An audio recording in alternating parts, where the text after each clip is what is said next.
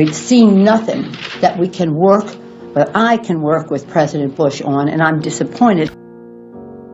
When I get through with Donald Trump, he's going to wish he had been impeached. I'm going to say impeach 45 every day. First of all, what information are you providing to me that will allow me to see what you're talking about? You could put half of Trump's supporters into what I call the basket of deplorables. You take on the intelligence community, they have 6 ways from Sunday at getting back at you. He's back. He's going to be safely reunited with his family. He served the United States with honor and distinction. That we, when we stand up to those who oppress our communities, that Allah accepts from us that as a form of jihad.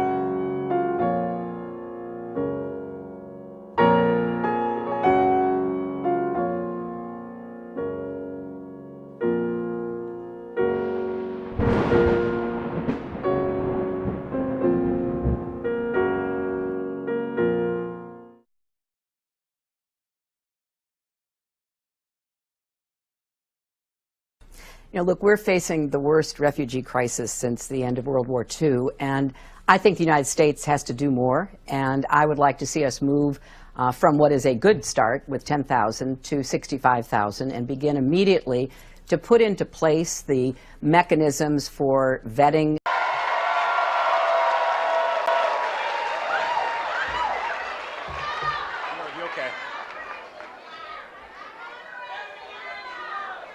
Keep talking, you handle it, we're not going anywhere. Okay, here we are.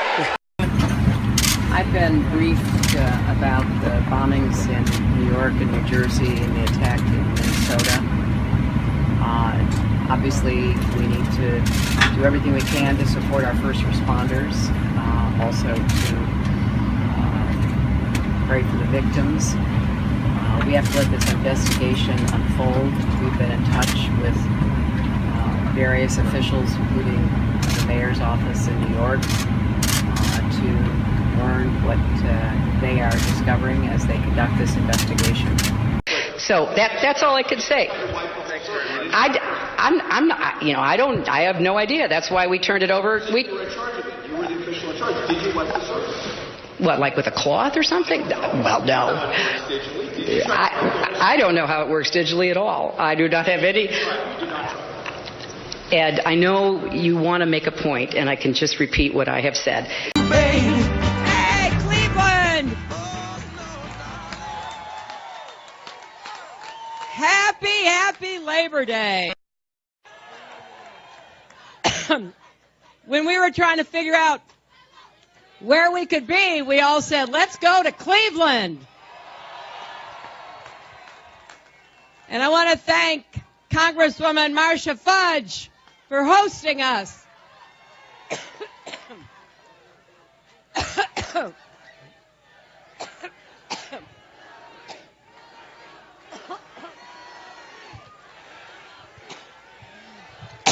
I've been talking so...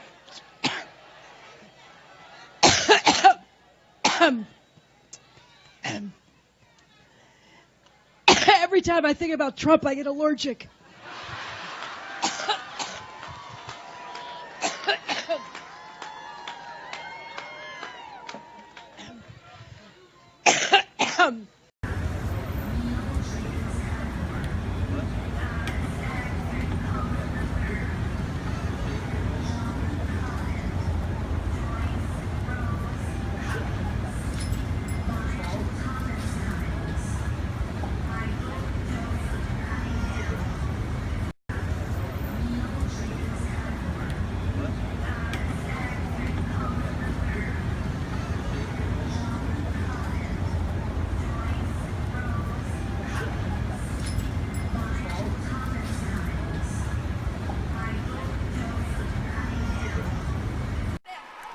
There are hugs where you just throw up your arms and go for it, and then there are hugs that keep going and going and going. Joe Biden wouldn't let Hillary go as they met on the tarmac at Scranton Airport. About 4 seconds into the hug, they semi-disengage. Nothing to see here, right? Wrong, because the vice president wouldn't unhand Hillary for almost 16 seconds.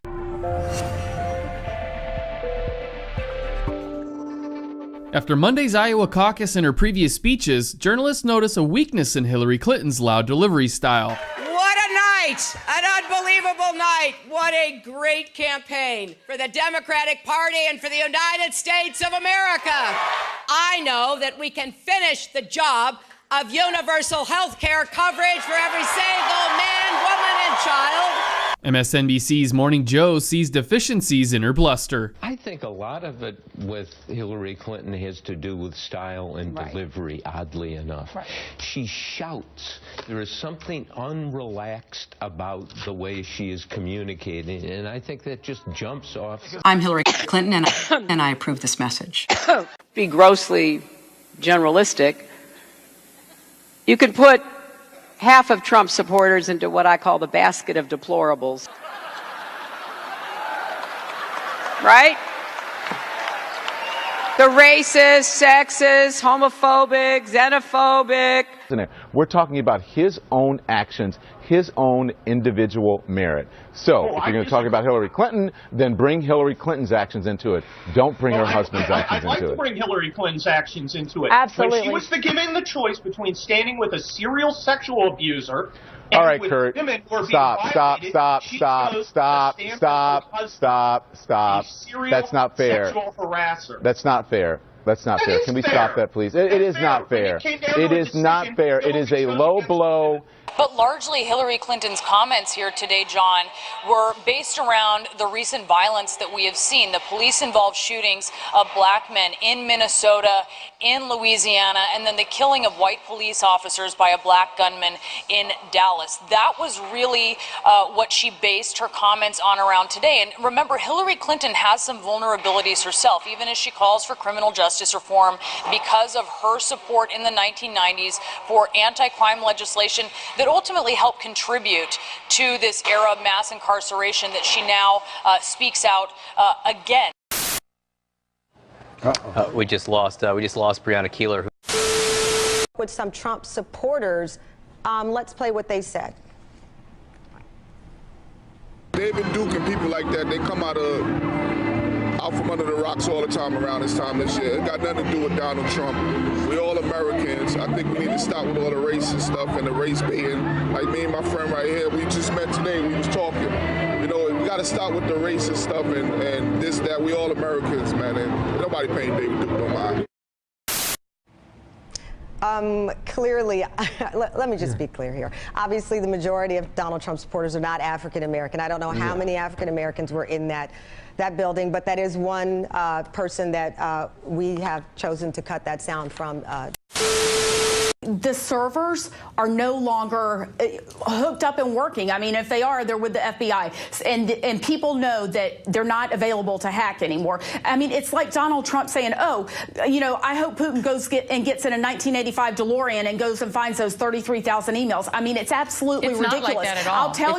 I'll tell you what scares me. What scares me is the fact that the emails are out there somewhere probably, and that we could have a president that could be blackmailed over them. That's what concerns me. It's about our national security. Hold on. You can't just invent things. You can't just invent things. I'm not inventing anything. You just invented an entire thing. The FBI has already come out with a report on Hillary Clinton's emails. What you just said was an invented thing. There's no 33,000 emails. There are other work-related emails that they did not produce to state and that we did not find elsewhere and that are now gone because they deleted all emails they did not produce to state, and the lawyers then cleaned their devices in such a way as to preclude complete forensic recovery.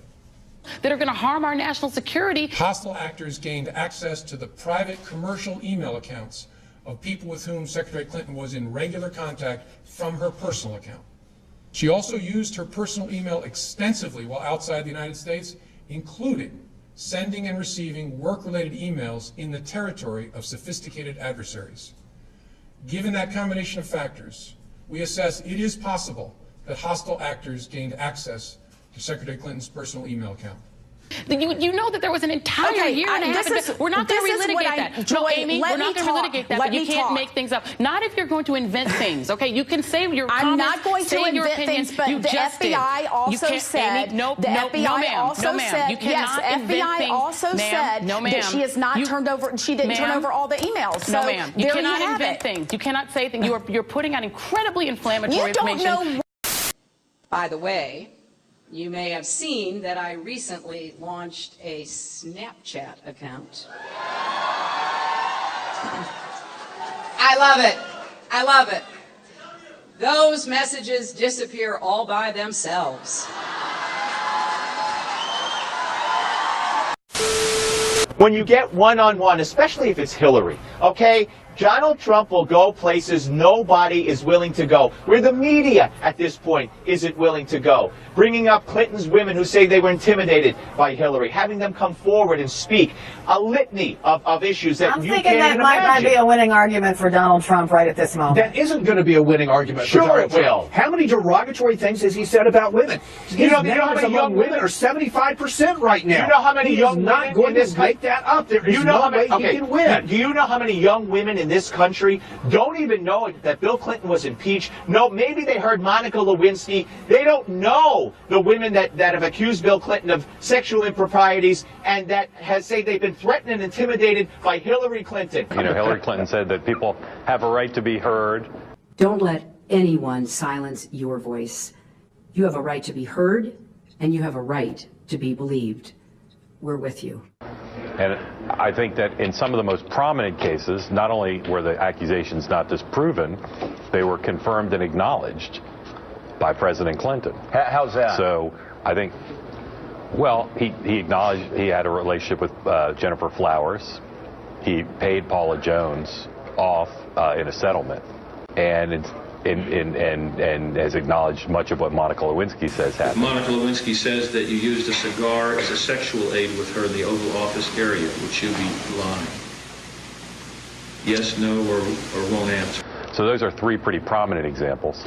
A girl who was raped by a pedophile that Hillary Clinton bragged about getting off. Wait, let me finish. Hillary Clinton, what do you mean? You don't even want to hear it? That Hillary Clinton is on tape bragging about, as a lawyer, getting off on a technicality. An audio recording of an interview with Mrs. Clinton from the early 1980s was dug up. In that clip, Mrs. Clinton seems to admit she knew the defendant was guilty.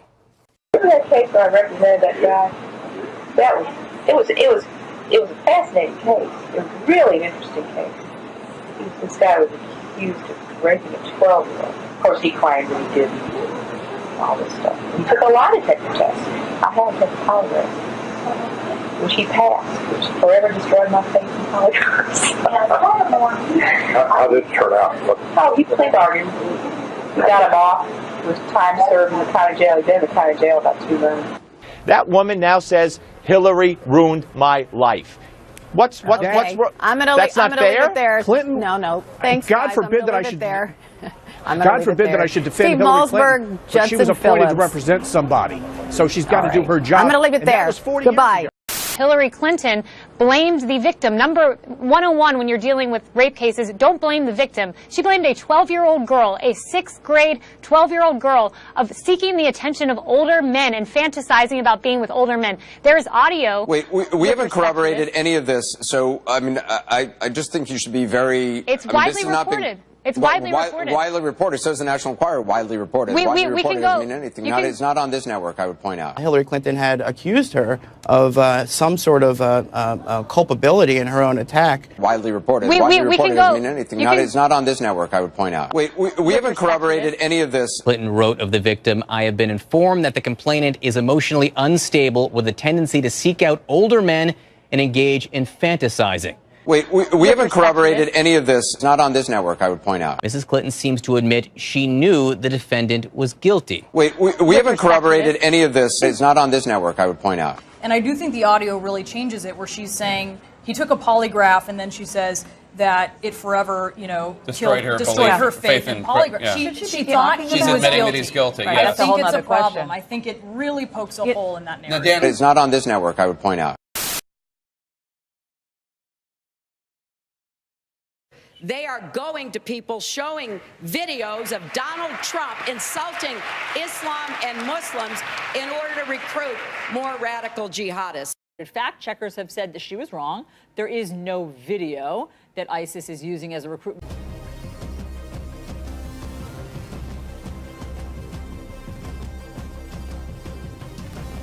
There's a video, and it seems like there's a pattern now of her claiming that videos exist that do not exist that will cause, terrorism. This just reinforces her. In this campaign, majority of Americans question your honesty. Some GOP rivals and family members of the Benghazi victims are saying you lied to them in that hearing. We've seen rage and violence directed at American embassies over an awful internet video that we had nothing to do with. Absolutely lying. She told me something entirely different at the casket ceremony. She said it was the cause of the video, and that she would get back to me and tell me what happened with my son. That's consistent to her career as a serial liar. Without a doubt, Mrs. Clinton really has a problem embracing the truth. I just decided I'd better look at the notes just to review exactly what she said, so I'd have the facts down. And let me just read what's written down here. It says, I gave Hillary a hug and shook her hand, and she said, we are going to have the filmmaker arrested who was responsible for the death of your son. What difference at this point does it make? When I think back now to that day and what she knew, it shows me a lot about her character, that she would choose in that moment to basically perpetuate what she knew was untrue. This was a fast-moving series of events in the fog of war, and I think most Americans understand. How about more generally? Do you think there's something you can do to get a majority of Americans to believe you're trustworthy? I remember landing under sniper fire. There was supposed to be some kind of a greeting ceremony at the airport, but instead we just ran with our heads down to get into the vehicles to get to our base. Her arrival in Bosnia was not quite as dramatic as Clinton put it. Memory should always match the videotape. Cheryl Atkinson, CBS News, Washington. All my grandparents, came over here, and turns out only one was an immigrant, 3 were not. The server contains personal communications from my husband and me. The server will remain private. Only time I got on the internet, I did 2 emails. Otherwise, I didn't want to be one of them. I have been a critic of NAFTA from the very beginning. Frequent favorable comments about NAFTA, including this one in 1996.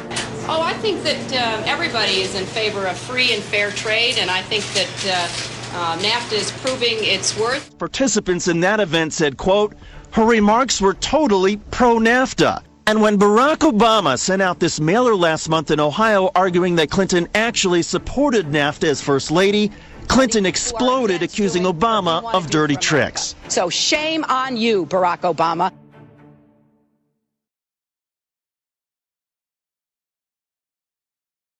Breaking overnight, total chaos on the campaign trail. Out of control protesters battering Donald Trump supporters. Yep, in San Jose, they were throwing punches. Some eggs were thrown as well, leaving many battered and bloodied. Also burning an American flag outside the Trump rally in San Jose. A lot happened yesterday in California. Garrett Tenney is live for us with the very latest on this unfolding story. Good morning, Garrett. Tucker and Ainsley and Brian, good morning. It was certainly an ugly scene, to say the least, in San Jose. Several hundred protesters were waiting outside the convention center yesterday afternoon when that Trump rally got out, and it was clear a lot of those demonstrators weren't only there to protest the Republican frontrunner, but to target his supporters as well. And as many of those supporters tried to head home, crowds of protesters followed them, harassing them along the way by yelling, spitting, and throwing bottles at anyone with a Trump sign or wearing a Trump shirt. Several Trump supporters were even attacked, sucker punched, and left with bloodied faces, while police in riot gear stood by. This woman in a Trump shirt tried confronting one large group of protesters by herself and was cornered by the group before they threw eggs at her. Watch that scene play out here.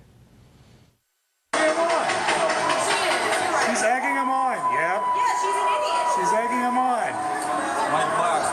Oh my God! I'm throwing eggs at her.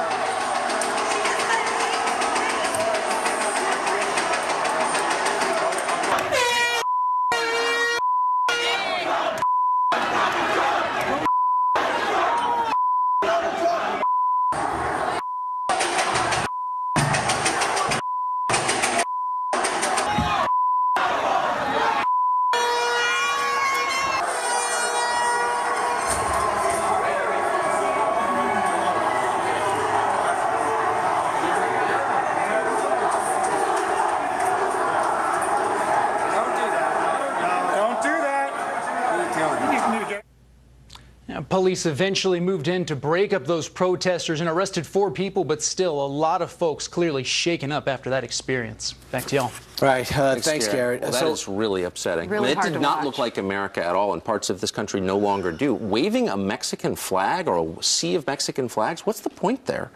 And why aren't people having good conversations about this? Why are people throwing eggs and then making I was so scared watching this video, afraid for what was going to happen next to this young lady. And why were the police officers holding the doors and not grabbing her and pulling her inside? Eventually they did let her inside, but I was thinking, she is not safe. Where is her husband? Where are her parents? Where are her friends? She's out there by herself. Someone needed to pull her into safety. She turned around. She's at a Trump rally. She was proud to have a Trump jersey on, and people thought that was a problem. There's about 300 protesters out there. After about 90 minutes, the cops said, okay, we'll break this up. Inside, over 10,000 showed up to watch Donald Trump speak in Northern California and San Jose. But the thing is about these rallies, when you bring up the anti-American rhetoric, when you burn the hats that say, make America great again, when you wave the Mexican flag, it turns out these are boomeranging against the anti-Trump forces, because it's making people say, listen, I'm on the fence about Donald Trump,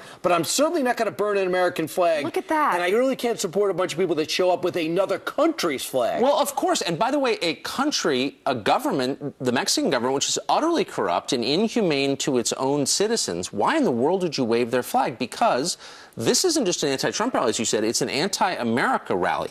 And this is what happens when you let in millions of people from other countries and don't force them to become American or assimilate. Well, it's important, Tucker, that we get the story straight and that you at home see this, because you need to know, we're hearing all the time that Trump supporters are the ones that are starting these protests and are the ones that are throwing eggs and throwing punches. Clearly, that's not happening here. It's the other side. And you need to know that. And you need to know the truth here, because you're only hearing one side, what I'm hearing at least when I watch mainstream media. There's going to be a rally today with Donald Trump in San Diego, and they're braced for the worst.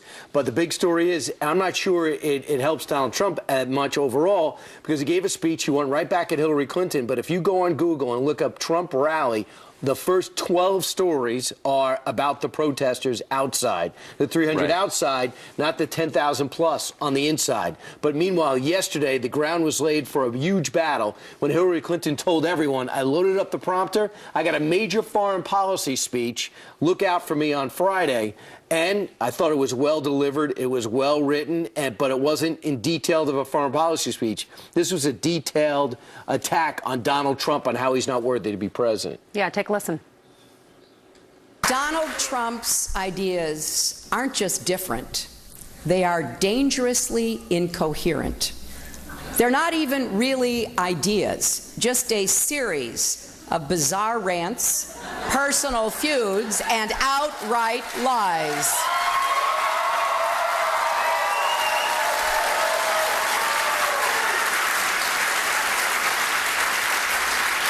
He is not just unprepared, he is temperamentally unfit to hold an office that requires knowledge, stability, and immense responsibility.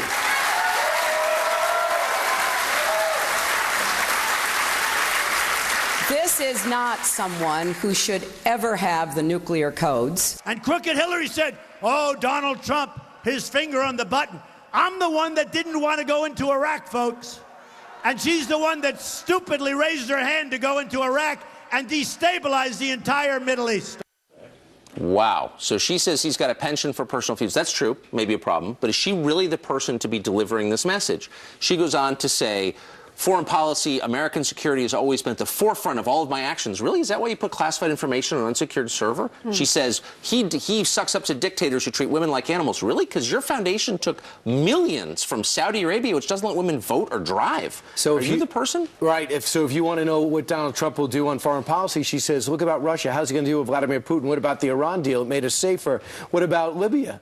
So if you have Hillary Clinton there, yeah, with decades of experience doing these things and going over 100 countries, but drill down on it. What is her policy with Russia? How did the reset go? How did the Iran deal? Did that really make us safer? Do you know anyone who thinks that's a good deal? They were listed #1 on the terrorist nations, the #1 terrorist nation according to America's top 5 list that you don't want to be on. That came out yesterday. And the Iraq withdrawal that she supported that allowed that region that was stable after the surge that she voted against to go into utter chaos today. So she delivered it crisply. She does have experience, but her resume does not look strong. And a lot of people don't know all the details. They just know that she was Secretary of State. They know that she was the wife of a president before and that she has experience. Well, it's up to Donald Trump to go back. He did yesterday. We'll see where it goes. All right, let's hand it over to...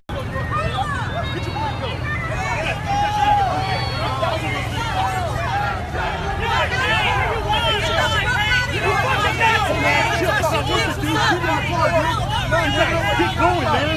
It's not worth it. Keep going,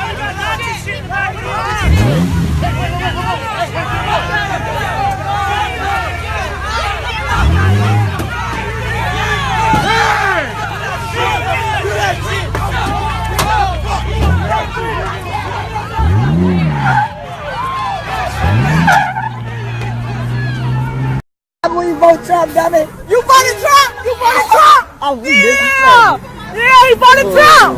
She been 35. Yeah! Oh, yeah. Oh, y'all vote. I gotta do that to her. Damn. Beat his ass! Don't vote Trump. Don't vote Trump! Don't vote Trump! Yeah, this shit did it. Still in split. Hey, y'all be gone though. Wait, take the lighter, shit. Police finna come.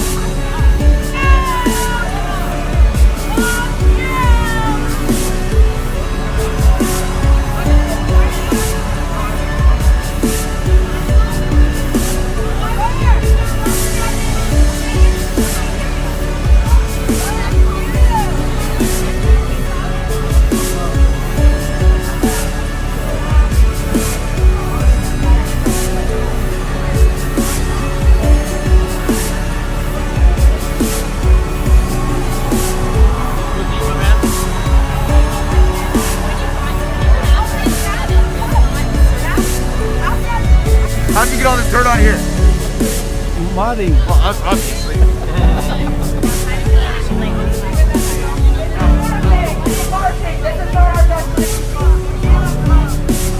I gotta say, the amount of mud you have on this thing is fucking off the head.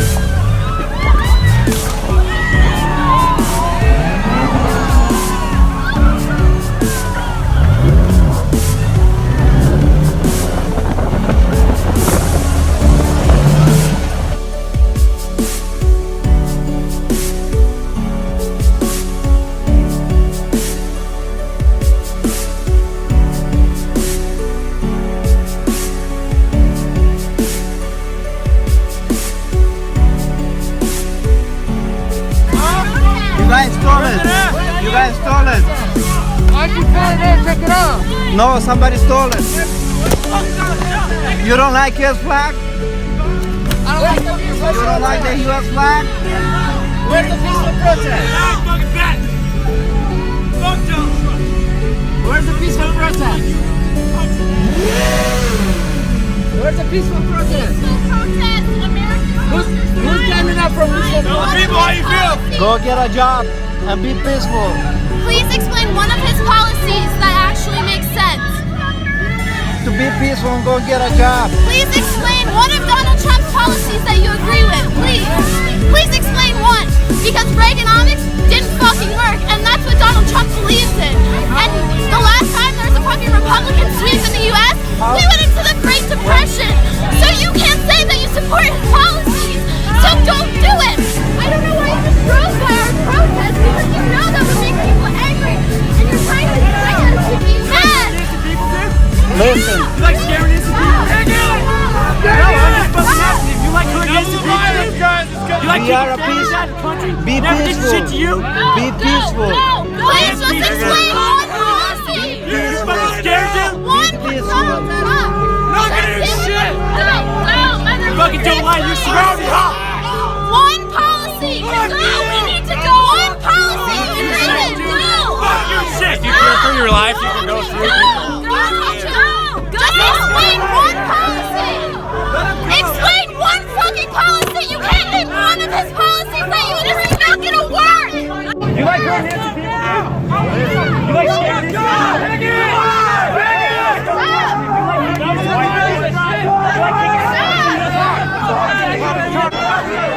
You guys got my back? Get out of here! Piece of shit!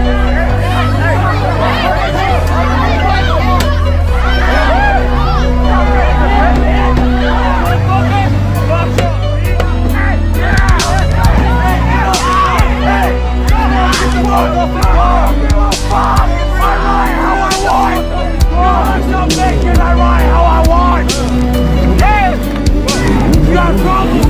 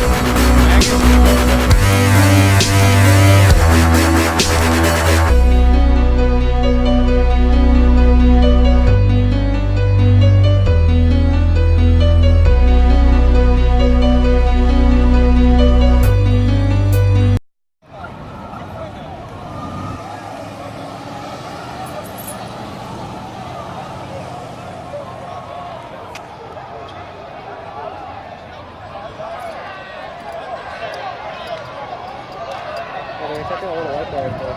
Where? The little white car on the right. No way. No way.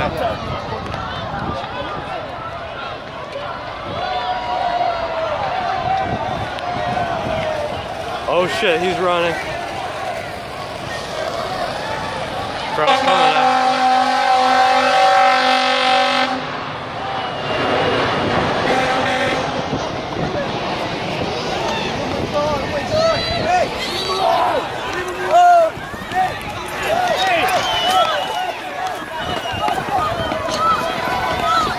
Dude, this is fucking nuts, dude.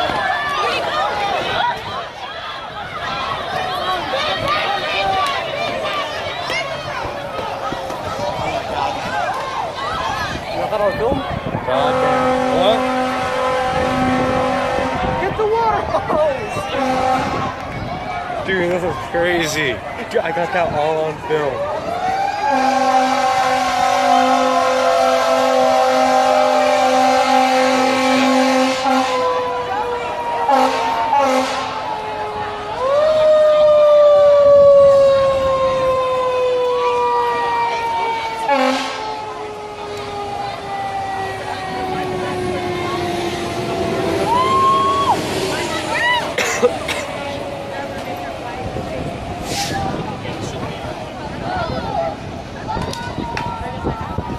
Dude, that was the wildest thing that I've seen today, dude.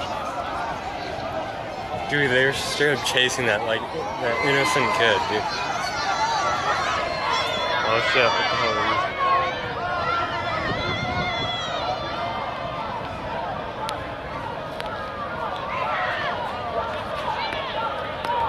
Dude, I got 15% left. Yeah, I'm only got 20. Yeah?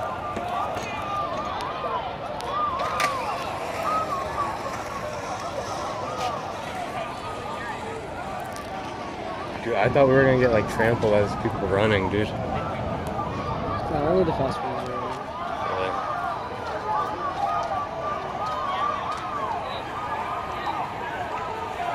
Oh, dude, the police are moving in a line. The other dude is walking, they're not freaking breaking up the crowd. I think we should stay with the cops, honestly. No way. Dude, they're not gonna think that you're like... They're gonna think like you're everybody else.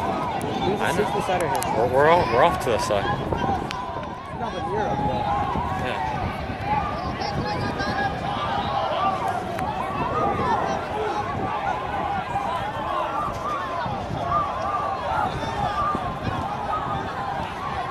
The only thing they do is just tell us to move, though.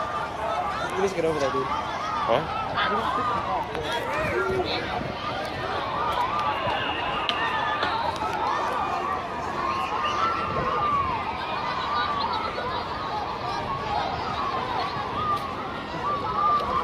This is crazy. Dude, what's up with this board? We should all stop. I don't know. Be careful, guys. The police are getting ready to storm it, I think. They just told me that I should come out. Okay, good. I'm not trying to get arrested for not doing anything. Straight up. Actually not doing anything? Yeah. Yeah. Alright, yeah. Have a good one. Yeah, see you, man. He just had to stop to get a picture. You're teasing us like this. I thought like I tried to. No, this isn't true. I keep the fuck out. No. What's up, fellas? What's up, dude? You survived? I mean, barely. You what? Are you transported or just a spectator? Nah, just a spectator. Yeah, same with me. But like, I just like kind of like, you know, this is a little ridiculous, you know. Like, Yeah. at least have a conversation with the people, you know. Yeah. You know, we have the First Amendment so you can have conversations, so you can deal problems out. But Uh-huh. right now, these people are just. Nope. Have you ever heard of George Soros? No. Look up George Soros and look Yeah. who he funds. He funds MoveOn.org, people who protest these people. Yeah. Okay. I'll do that. You? I got on video. I got that, eh?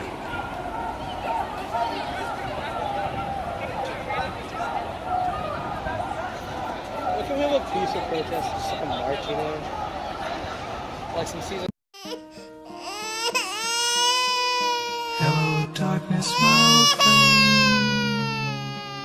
I've come to talk with you again. And which Republican candidate has the best chance of winning the general election?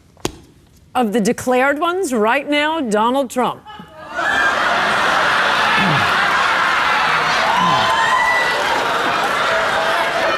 Obama will go down as perhaps the worst president in the history of the United States! Exclamation point at real Donald Trump. Well, at real Donald Trump, at least I will go down as a president. Because a vision softly creeping. You're awake, by the way. You're not having a terrible, terrible dream. Also, you're not dead and you haven't gone to hell. This is your life now. This is our election now. This is us. This is our country. It's real. It has to be a joke. I do not believe this is happening. I'm literally about to fucking kill myself, and I'm not kidding. You better fucking fix this shit right now. I literally am gonna die. I need an ambulance. I can't believe that in her lifetime she deserves to be the first female president.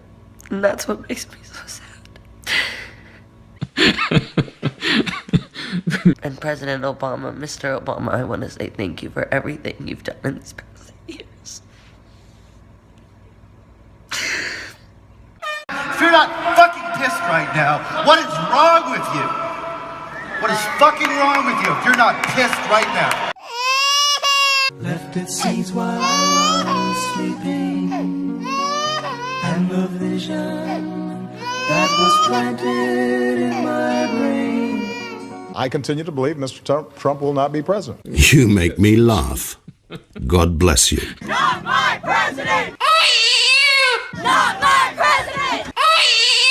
Not my president! Not my president! Still remains within the sound of silence.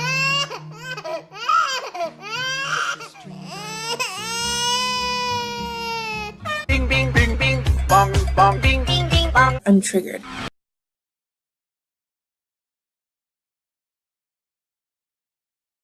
These shots, this antagonism, this taunting to the intelligence community. You take on the intelligence community, they have 6 ways from Sunday at getting back at you.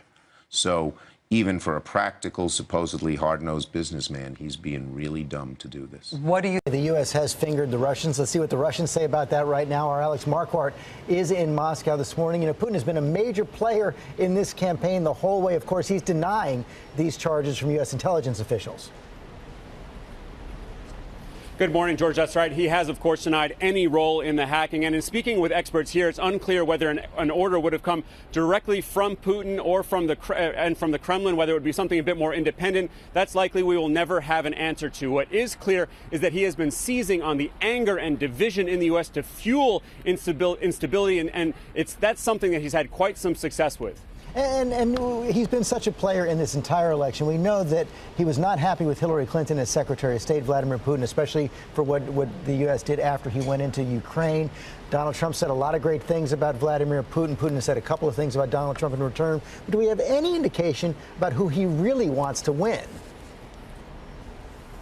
No, we don't really know who he'd like to see inside the White House. He hasn't said anything publicly. People close to the Kremlin have expressed doubt about Trump's unpredictability, his lack of experience. Now, if this were left up to ordinary Russians, it's much clearer. In a poll that was released yesterday, they overwhelmingly support Trump. We know that he would get around 38% of the vote to Clinton's 9%. Either way, they're getting ready for both candidates here. You can see the souvenir shops rolling out these matryoshkas, these nesting dolls with former presidents inside, and the two candidates on the outside.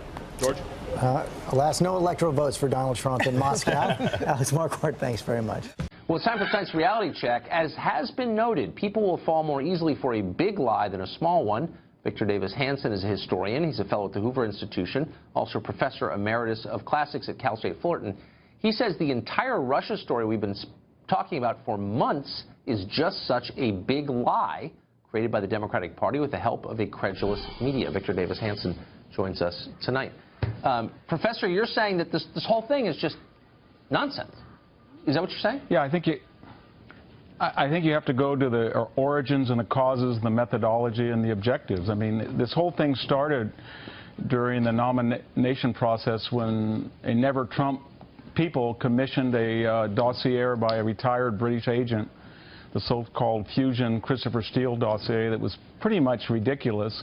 Then it was passed on after Trump got the nomination to the Clinton campaign, and then it was forgotten about. And then suddenly when she did what nobody thought she would do and lost, and Robbie Mook's analytics and data didn't prove to be successful, and she didn't go to the blue wall states sufficiently, then all of a sudden a new narrative came. Well, the Russians must have done it by the WikiLeaks trove process, and then this dossier somehow got in the hands of the FBI director, whether he paid for it or not. I think Senator Grassley is investigating that. And now we have this idea that Trump colluded, and this dossier was leaked to media sources, and it was pretty obscene, pretty outrageous, had things in it that could not have been true. And where are we now? We've had the Director of National Intelligence, James Clapper, said that it didn't exist. We've had Senators Feinstein and Grassley say there was, FBI Director Comey said there was not an ongoing investigation. And then it was very unlikely because Donald Trump, he didn't dismantle Eastern European missile defense. He didn't go to Geneva and press a plastic red button. He didn't make fun of Romney for saying Russia was an existential enemy. He didn't have a hot mic exchange with the Russian president saying that he would be more flexible with the Russians after the election. So that entire reset appeasement of Russia came from the Clinton-Obama team, not Donald Trump. And now we're here, and it was very unlikely anyway, because he ran as a Jacksonian who was going to beef up U.S. defenses and get tough with our enemies or adversaries or rivals abroad. So it wouldn't be necessarily logical that Putin would want him to be president. Yet here we are. And I think the real message that we're missing is that there was evidence that some people in the Obama administration had surveilled people, either Trump himself or around Trump, and that information had either been reverse targeted deliberately to find information or incidental. It didn't matter because the names were unmasked and then they were leaked to pet reporters. And so for the last 6 months, between this dossier and this surveillance, we've had these illegal leaks. So if Special Investigator Mueller looks at the totality of the so-called Russian collusion surveillance story, I think we'll come to conclusions that we don't expect. What would I mean, how ironic would it be, though, if in the course of the investigation, and these investigations go in directions that you can't predict, no one can, that people got in trouble, because that happens with these things, and at the same time we discovered that at its core the story was just a lie. It was a nothing burger. There was nothing there. There was no collusion between Putin and Trump, but it still ended up really hurting or bringing down this administration. Is that possible? Yeah, I think it is. I mean, we've had a whole cadre of Washington and New York reporters have done nothing other than for 6 months using all of their tools at their disposal, their genius, their experience to prove that Donald Trump colluded with the Russians. They can't find anything. They haven't spent commiserate time to look at who was unmasking individuals, and that may come out from the House Intelligence Committee. But what we're seeing here, I don't want to be too dramatic, is sort of historically a slow-motion coup where you have a nexus of celebrities, academics, the Democratic and progressive parties, and then you have the media, and they feel that they can delegitimize a president with 1,000 nicks. None of them insignificant in themselves, but they coalesce to build a narrative that Trump is inexperienced, that he's uncouth, that he's crude, that he's reckless. And each day, the point is to drive his popularity down half a point, 1 point, until he can't function in Congress because purple state congressional representatives don't want to take the risk to further his initiatives. Meanwhile, the ACA, the tax reform, his appointments, everybody agrees they've been excellent. So there's Trump, the message and the agenda, versus Trump, the demonized president. You got to wonder if the people who run our news organizations ever think to themselves, it's kind of weird that my priorities align precisely with those of the Democratic Party. Maybe that's corrupt. And welcome back to Hannity. Now, we've been questioning on this program if there are deep state, Obama holdover operatives trying to delegitimize the commander-in-chief. Now, we're not going to stop asking questions. And joining us now with reaction, author of the New York Times bestseller Treason, former Speaker of the House, Fox News contributor Newt Gingrich. So, you know John Solomon. You've known him for years, AP, Washington Times, Sarah Carter. You know, a legitimate reporter. They're saying not only that was a FISA court warrant approved, now they think a second warrant was approved. in spite of the investigation, zero proof of any collusion between Trump and the Russians. This has been the media narrative now going on, what, 6, 7 months at this point? Sure. What is your response?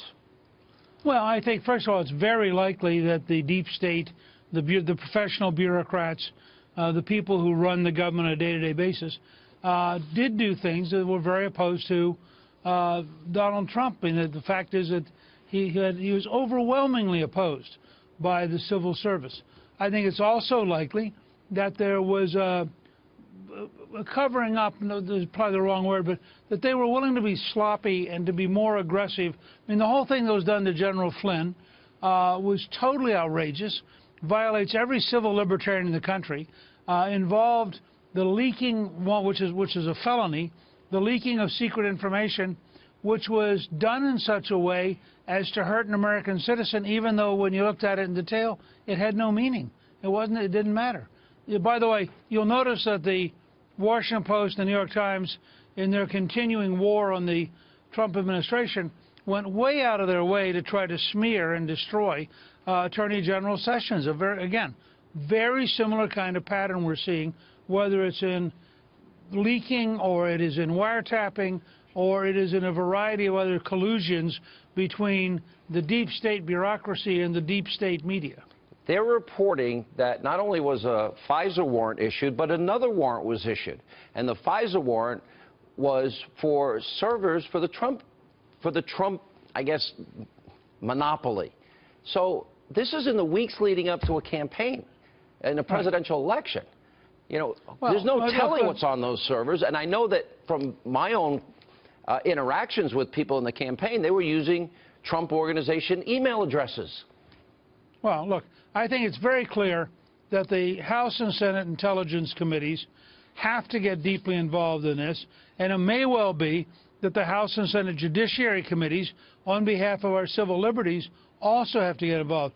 But there's no question that the Congress has to get to the bottom of this. And again, I want to emphasize, a number of people have been committing felonies.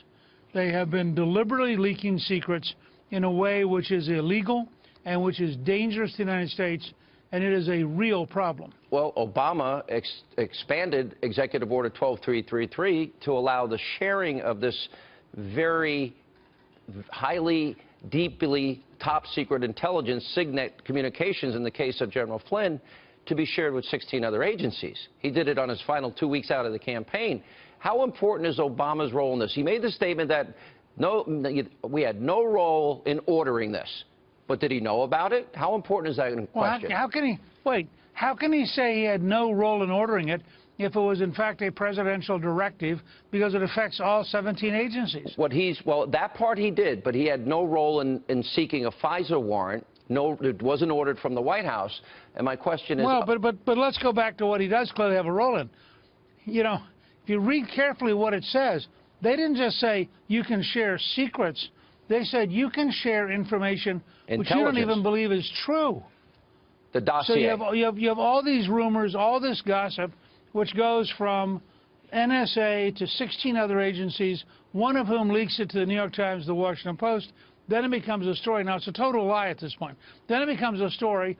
Then other TV channels pick it up and run with it for 3 straight days. Do you remember the day that story about the dossier broke BuzzFeed and CNN's hysterical, breathless coverage of this as though this was the smoking gun? Well, they also say, Sarah Carter and John Solomon, they also say that they found no evidence even though they had the 2 warrants. None whatsoever. No. Not one smidgen of evidence that backs up the claims by the media that they've been saying. And you know, the former director of national intelligence, General Clapper, has said publicly, unequivocally, that in all the things he looked at, in all the reports he saw, there is zero evidence of collusion between the Trump campaign and the Russians, which would make you wonder, why is this still an issue, except, of course, that the Democrats and the New York Times and Washington Post are desperate to do anything to slow down Donald Trump. We got to take a break. More with Newt Gingrich right after. All right, the Obama administration is moving now to drop all charges against an arms dealer who threatened to expose a plan by then Secretary of State Hillary Clinton to arm anti-Gaddafi rebels in Libya back in 2011. Chief Intelligence Correspondent Catherine Herridge live in Washington with that. Catherine? Well, thank you, John. Working with senior executive producer Pamela Brown, we secured the only TV interview with arms dealer Mark Turi.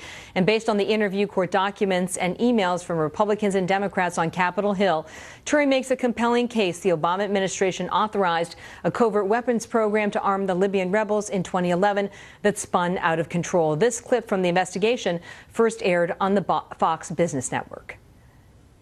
Well, this would come under Secretary Clinton's watch. This sworn affidavit released in May 2015 and obtained by Fox News indicates a covert weapons operation was authorized. Turi's partner and advisor was this man, David Manners. During his 18-year career at the CIA, he served as the top spy in Jordan and in the former Czechoslovakia. Manners stated in his expert opinion, the United States did participate directly or indirectly in the supply of weapons to the Libyan Transitional National Council. That's where I came up with this zero footprint Arab supply chain. And based on this new court filing, the Justice Department has now moved to dismiss the charges against Turi, in part because a trial that would happen around the election in November would publicly expose evidence about the administration's strategy to arm the Libyan opposition. The government motion reads in part, in light of the court's discovery rulings, the administrative resolution between DDTC, that's a branch of the State Department that licenses weapons for sale, and the defendant and other factors, the government seeks leave of the court to dismiss the criminal matter. This case will now be resolved through a civil settlement which avoids litigation over Clinton's term as Secretary of State, as well as her emails. Turi told Fox as part of that investigation that he believes half of the weapons ended up in Libya and the other half went to Syrian groups who are not friendly to the United States. John. Here now to discuss the efforts of the deep state conspiracy and campaign against President Trump and his administration, as well as the Trump-Russia conspiracy theorists. Peter Schweitzer, president of the Government Accountability Institute. He's also executive producer of Clinton Cash, which is based on his best-selling book of the same name.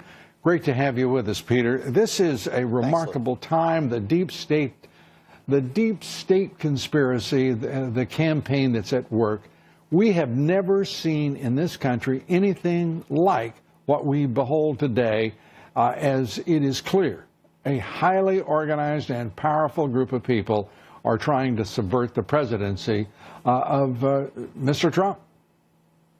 Well, let me tell you, I would recommend everybody go out at an academic book that was published last year called What Washington Gets Wrong. And it's two scholars from Johns Hopkins University who do a massive survey of senior unelected executives in government, basically the deep state, and asks them a bunch of questions. And as the authors describe, the deep state has contemptuous attitudes towards the average American. They think they are far less educated than they actually are. They think they're far more dependent on government than they are. They're arrogant. They believe, and they say in these surveys, that if the American people want one thing and they think it's wrong, they're going to push something else.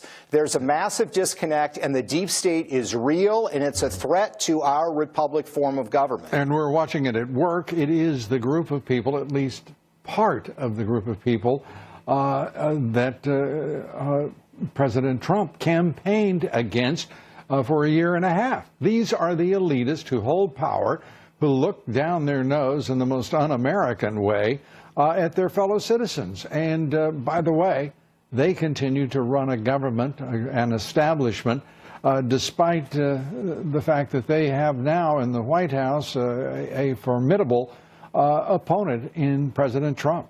It's staggering, and to see this continue. I mean, for example, today, Peter, Michael Hayden, former head of the CIA and NSA, I love these words, is saying that that Trump's illegitimate worldview is a problem, and because it's perpetrated with the left-wing media. Here it is. The left-wing media, and they are playing with it. I think it's an illegitimate worldview, and I think it's a non-fact-based worldview. As he says this,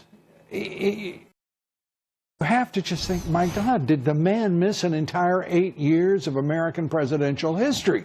A worldview that is not supported by reality, the facts. That is a perfect description of the Obama administration, is it not? Yeah.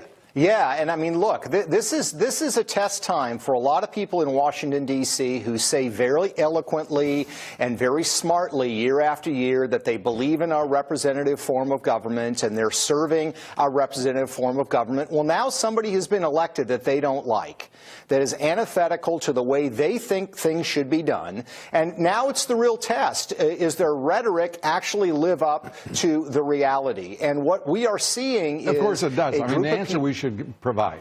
Of course it doesn't.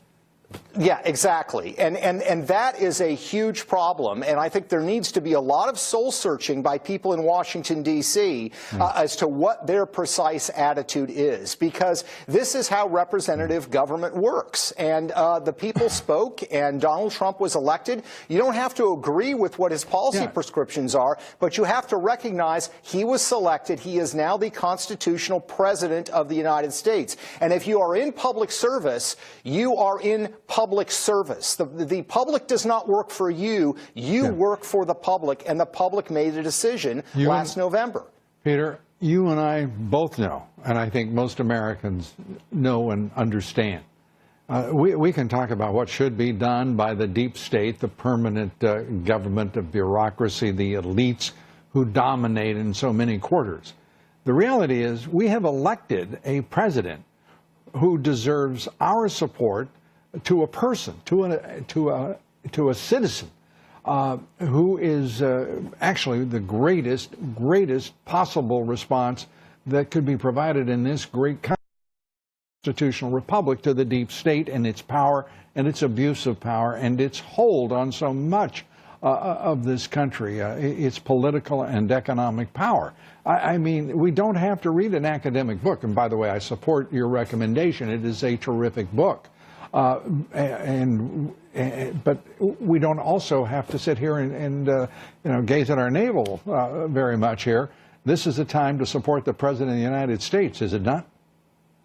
Well, look, I think that people have to support ultimately the Constitution, and the president won. And in a debate or a conflict between unelected government officials who have a very haughty attitude about the American people and an elected president, the decision always needs to go with the elected president. That's a civics 101 question. Yeah, I agree. Through a larger chain of causal chain than I normally function at. I usually am somewhat more direct, and that is support President Trump, because against all comers, he is the guy who deserves our support for the reasons you mentioned and for the simple, straightforward matter that he is the President of the United States.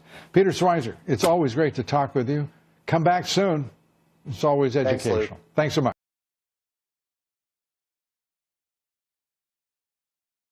The challenge for us as news consumers, and the challenge for people like me as reporters, is to refuse to be confused. So they need a very big, desperate distraction in order to sort of change the narrative. Straight up conspiracy theories have been on the airwaves, and a lot of these are really a distraction from the core issue of the Russia probes. At a time when he needed a distraction I think desperately. Manafort's house had just been broken that's into right. by the So FBI. Aren't we always told that the chaos leads to the distraction away from Russia? The tactic that he's been using to try and distract from the investigation into his campaign's connections to Russia. Throw sand in our eyes, in the eyes of everyone, and to distract from the Russia investigation. All of this is part of a great distraction that Trump is doing. His boss has gone even further in his attempts to distract from the ongoing investigations into Russia and the election. Some say this president is a master of distraction, that he goes on these types of tirades when the Russia investigation seems like it's closing in. Now you flash forward, and here's Donald Trump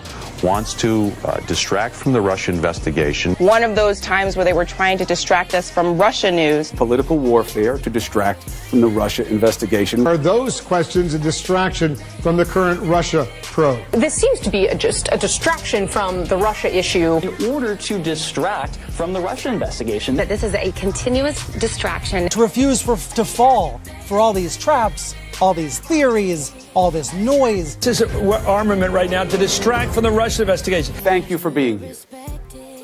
Always a pleasure. Love Cuomo Prime Time. Oh, you're very kind. But that won't distract me.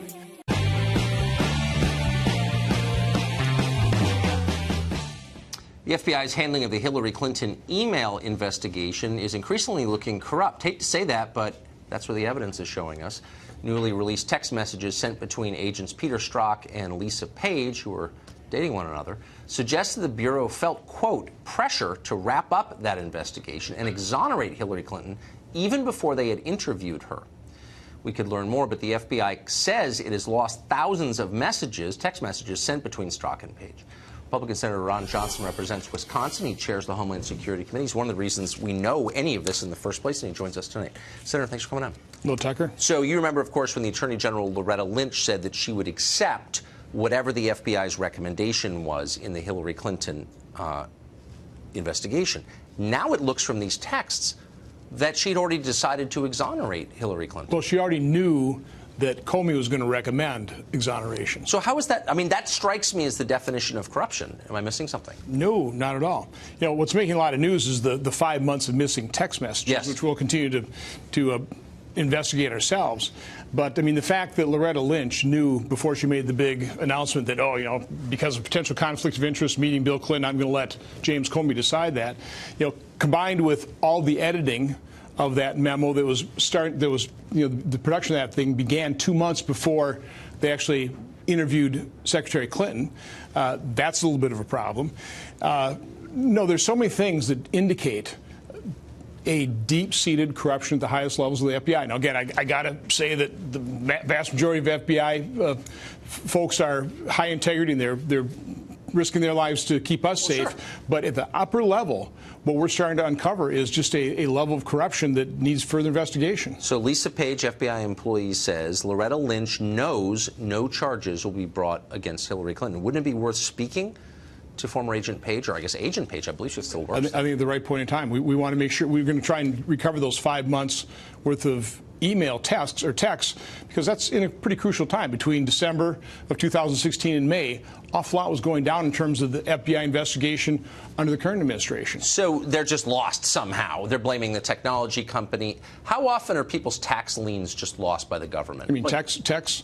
No, like if I owe the government money, they don't just sort of lose the paperwork for that, but somehow they lost this? I mean, if we lose them, we're in big trouble. Exactly. Okay, we better get a good tax attorney or just a good attorney in some way, shape, or form. They're not very forgiving if we lose evidence. When they lose it, it's just kind of, oh, you know, hey, we had a little technology blip here. You know, don't worry about it. Well, we're going to worry about it. We're going to keep digging. So the idea is that they had these texts in their possession and then they lost them somehow. Well, they were supposed to be preserved. They're saying they didn't preserve them. But the good news is, let's face it, in today's technology, texts go up to some server, some cloud. They're probably stored somewhere, which is why we'll probably be releasing, or we're going to be certainly looking at preservation record letters to some of these technology companies. Would it be possible to subpoena the cell phones on which they were written? Probably don't have to do that yet. Right now, we're just going to make sure they preserve the evidence, and then we'll ask for the information. And just in the sake, hopefully, won't have to subpoena it. Yeah, hopefully you won't. In the sake of fairness, has the former Attorney General Lynch responded to this in any way? No, she has not responded. It'd be really interesting to see what she has to say. It'd be interesting to see what Director Comey has to say as well, because I think he testified somewhat variance to what these texts reveal as well. Amazing. Senator, thank you very much. FBI files have revealed that the agency's former director, James Comey, had his statements on Hillary Clinton's misuse of a private email server heavily edited. A U.S. Senate committee has been reviewing some of the changes to the documents. Here's just some of what they found then. First, there were repeated edits to reduce Hillary Clinton's culpability. Besides that, there are also references removed about the intelligence community's role in identifying vulnerabilities. And the Senate committee picked up on a downgrade of likely hostile actors that may have penetrated Secretary Clinton's emails. Here's a twist, too. Some of the agents involved in the editing, it seems, were part of the same investigation team into allegations of collusion between Trump and Russia. Caleb Mopin breaks it all down. It turns out that detective work is not only for the FBI. At this point, many different U.S. institutions are engaged in investigations, and it can get pretty confusing. Trump-Russia investigation. Right. A criminal investigation into President Trump for possible obstruction of justice. I've reopened the Clinton investigation. Investigation into a 2010 uranium deal that involved Russia. I'm not a fan of the investigation. First, there was the probe into Hillary Clinton and her time as Secretary of State, when she used a private server for her emails and compromised national security. We can call that probe number 1. After that, lawmakers who were unhappy with the results launched a probe of their own to investigate the FBI's initial probe. We'll call that probe number 2. This found that one of the FBI investigators, Peter Strzok, exchanged pro-Clinton and anti-Trump text messages with his colleague. Electronic records show that Peter Strzok changed former FBI Director James Comey earlier draft language describing Clinton's actions in handling classified materials from, quote, grossly negligent to extremely careless. So one of the FBI agents who was doing the investigation may not have been completely impartial. Now, I hate to bring it up again, but we all know about the ongoing investigation into allegations of Russia-Trump collusion. We can call that probe number 3. So Agent Strzok is the link that connects all 3. He was investigating Hillary Clinton, and he himself was investigated in probe number 2. And he was investigating and working on probe number 3 before he was fired over those anti-Trump text messages. Republicans obviously were not pleased. He says Trump is an effing idiot. What the F just happened to our country? What happens when people who are supposed to cure the conflict of interest have even greater conflicts of interest than those they replace? That's not a rhetorical question. At this point, it's pretty safe to say that the first 3 investigations were a mess. But Congress has come up with a solution. Appoint a second special counsel to look into this, to look into Peter Strzok, Bruce Orr, everything else we've learned in the last several weeks. You guessed it, more investigations. Caleb Maupin, RT, New York. 3 congressmen, 2 Democrats, and 1 Republican stepped down this week amid allegations of sexual misconduct. Democrat John Conyers from Michigan announced he was retiring on Tuesday. He had been the longest-serving current member of the House and had faced calls from fellow Democrats to step down. Democratic leaders also put pressure on Minnesota Senator Al Franken to resign. And on Thursday, he announced he'd be stepping down in the coming weeks. In a sometimes emotional speech delivered on the Senate floor, Franken said some of the accusations against him were false, but acknowledged he could not continue. Later on Thursday, Republican Congressman Trent Franks from Arizona announced his resignation. He had been facing an ethics committee investigation over alleged sexual harassment. Franks originally said he would step down January 31st, but on Friday, he said his resignation would be immediate. Good morning to you and welcome back. The law firm that retains the Trump-Russia dossier has not only has connections to the Clintons and the DNC, but also to the Obama administration. That's right. 3 senior officials of the former administration left in recent years to go work at Perkins Coie, which is the name of that firm. And they still work there today. So is it possible that former President Obama knew about the dossier's funding by the DNC and Clinton campaign? Joining us now to weigh in is Judicial Watch President Tom Fitton. Tom, thanks for joining us this morning. You know, the question that everyone is wondering at this point is, what did President Obama know? When did he know it? And how relevant is this going to be? How important is this going to be? Yep. Well, in addition to you having the legal connection at the law firm for the DNC, you know, the president was titular head of the Democratic National Committee, and they have a political operation in the White House, and they didn't shut it down during the presidential campaign. So you have to wonder whether the political operatives and the president knew about this dossier that they were compiling on behalf of the Hillary Clinton campaign during the campaign. And then after the election, remember, President Obama essentially said, all hands on deck, we're going to investigate this Russia collusion issue.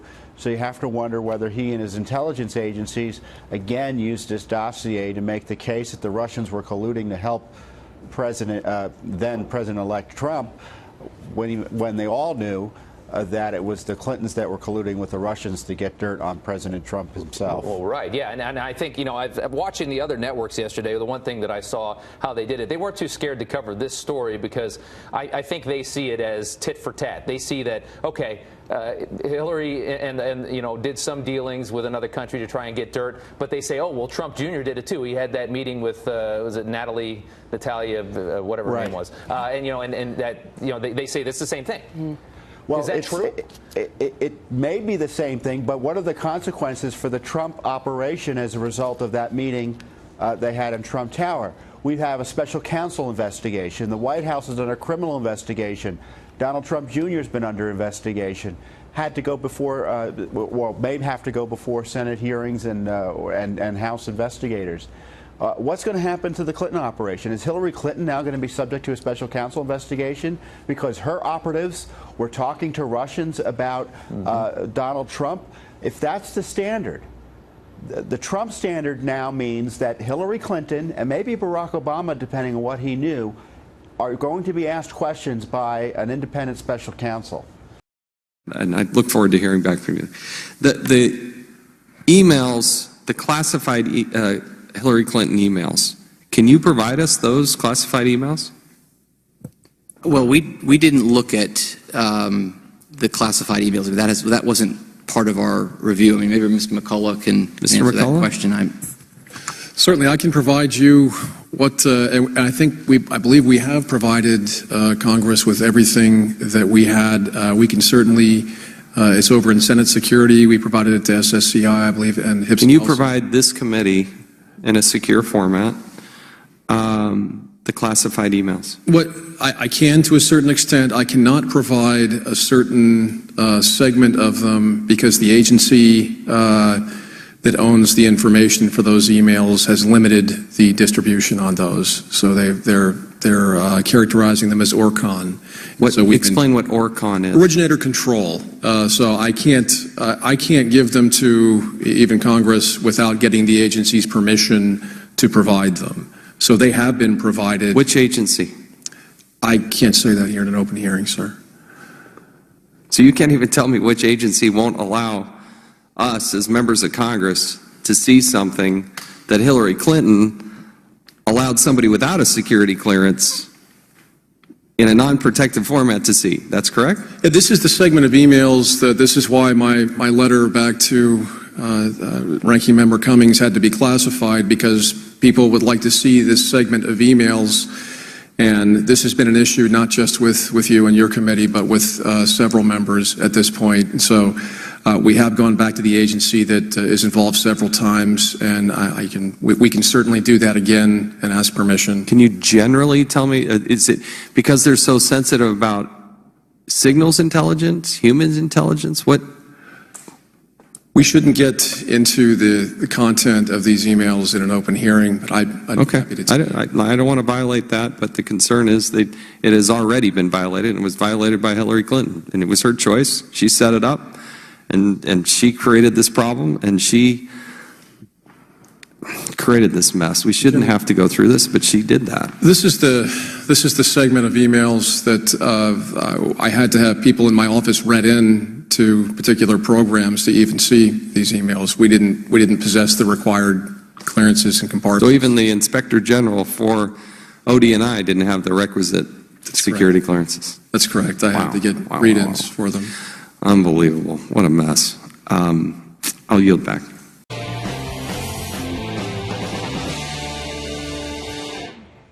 Good evening and welcome to Tucker Carlson Tonight.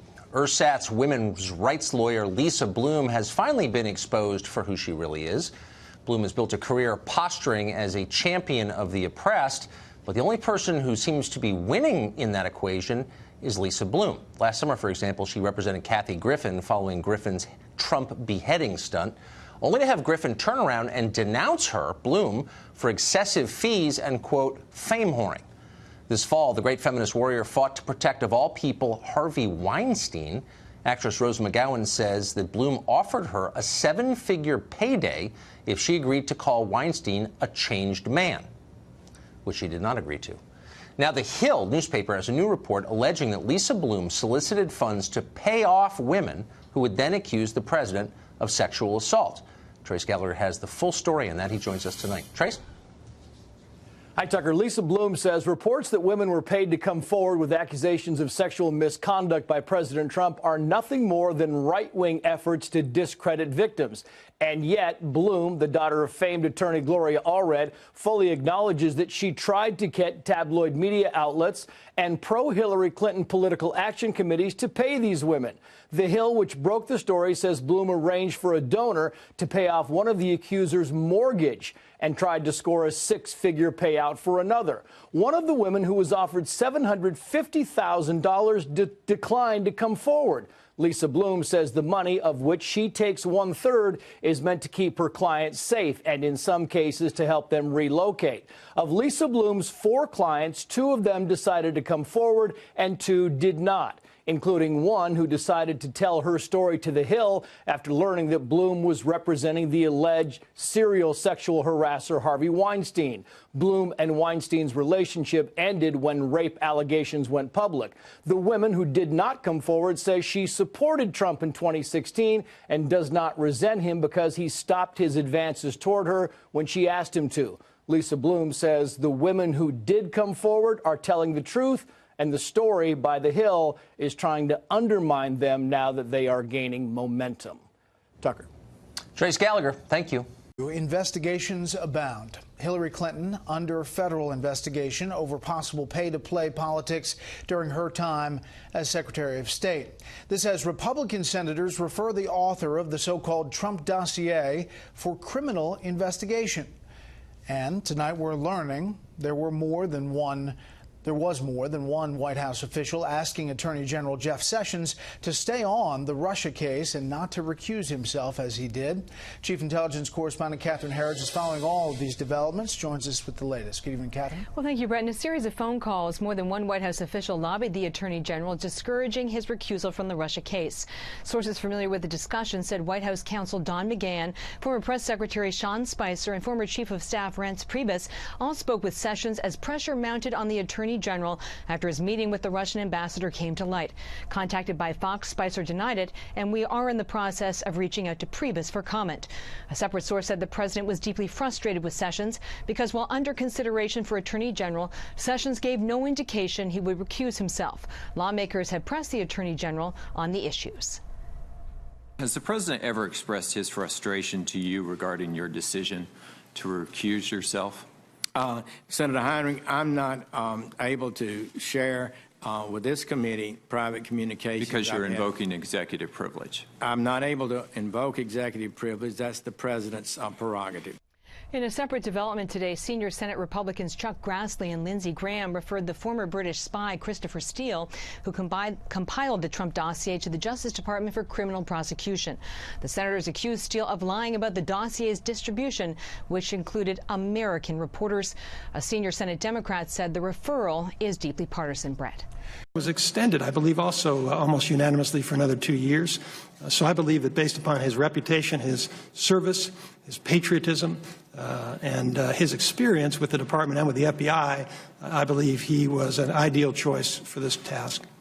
Thank you, sir. I agree with you. FBI Director Wray agrees with you. He said that the similar thoughts. He said he was a smart lawyer, a dedicated public servant, well respected within the FBI. I think everybody on the other side of the aisle agreed with you when you appointed him, and everybody in this Judiciary Committee and probably everybody in this Congress agreed with his appointment as FBI Director, which was unanimous, his reappointment, which was unanimous by Republican Bush and Democrat Obama.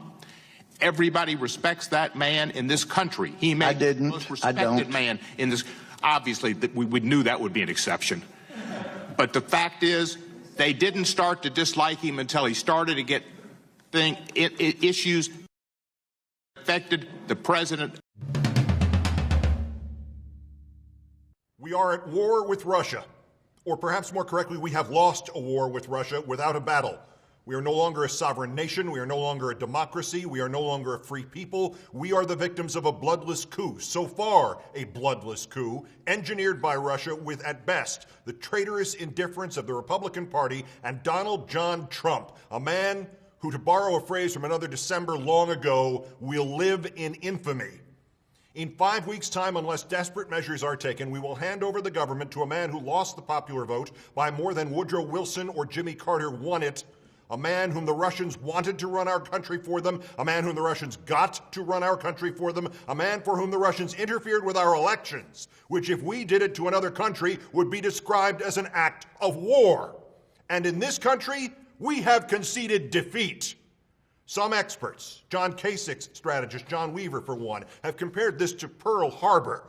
Even the hard-right ex-Congressman Joe Walsh says Republican silence will be tantamount to treason.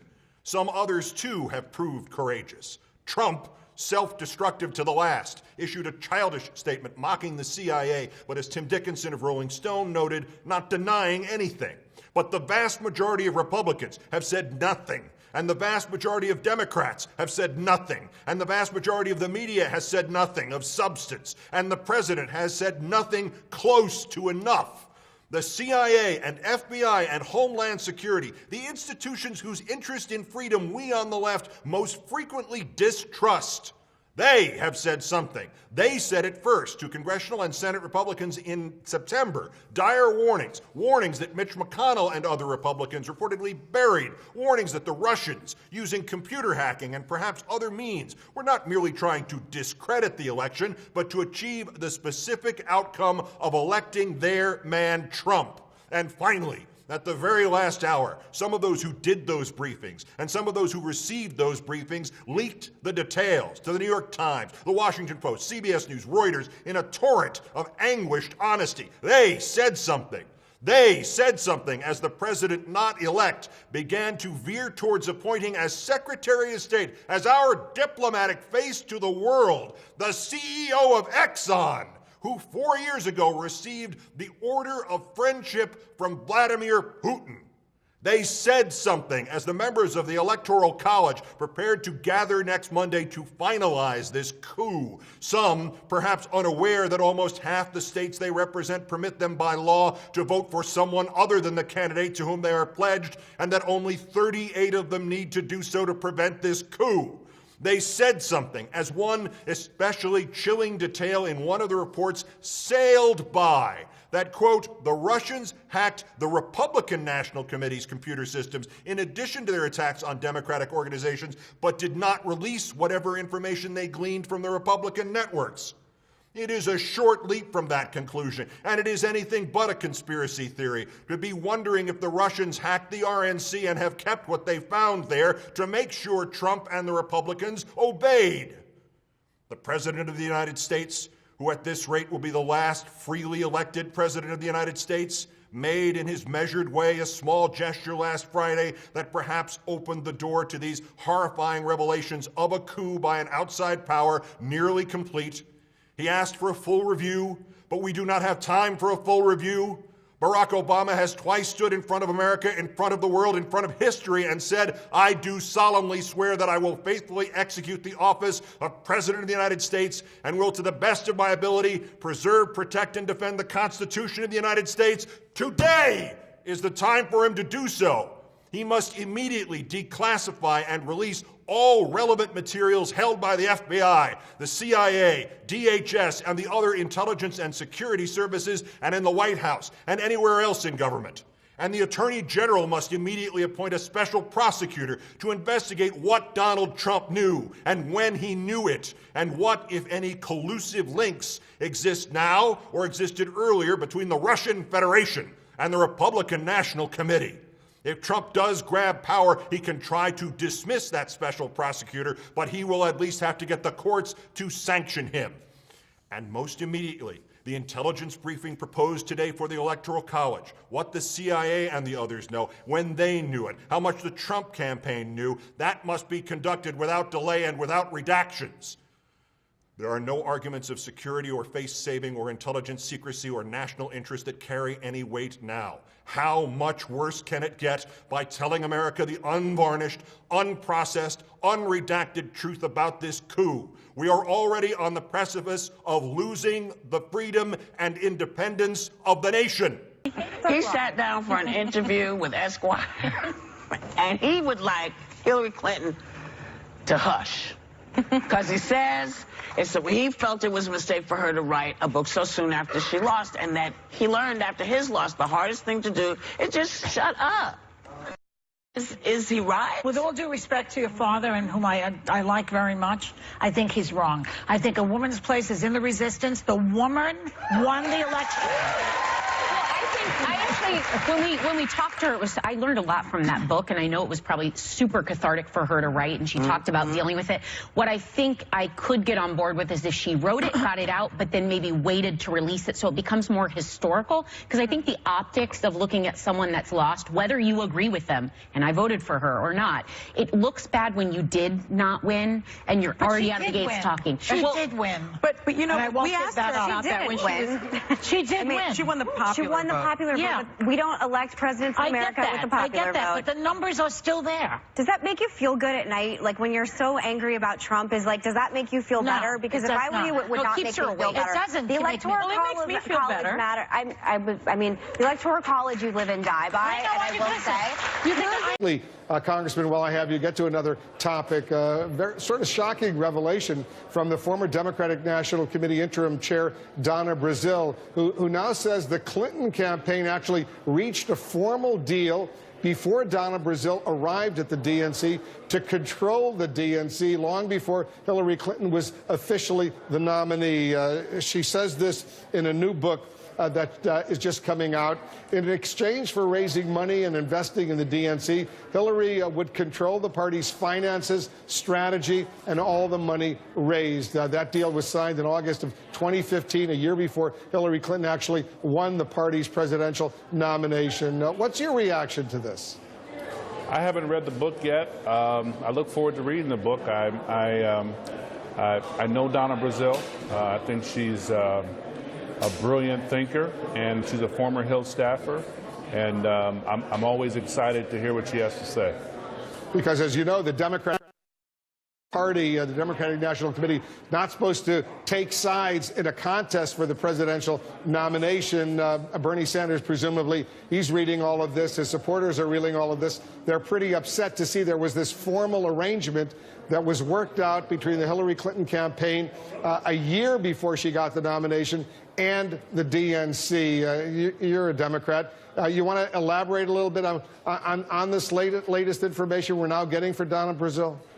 Well, I wasn't privy to any kind of deal. We were focused in Indiana, statewide, and even in the 7th District in terms of getting the vote out, making sure voters were engaged, making sure our constituents saw us working with locally elected officials to really talk about the changing tide that we saw in our country and how we can deal with that.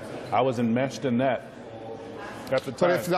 But everything you need to know. He's not even a member of the administration.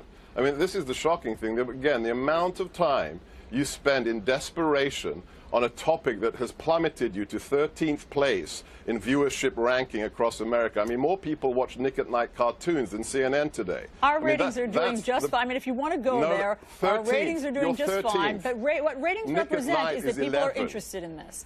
And our ratings reflect that Americans are interested in this. Look, I'm sure people are interested in cartoons more than CNN. People are interested. With Mr. Kushner and Mr. Manafort in the meeting.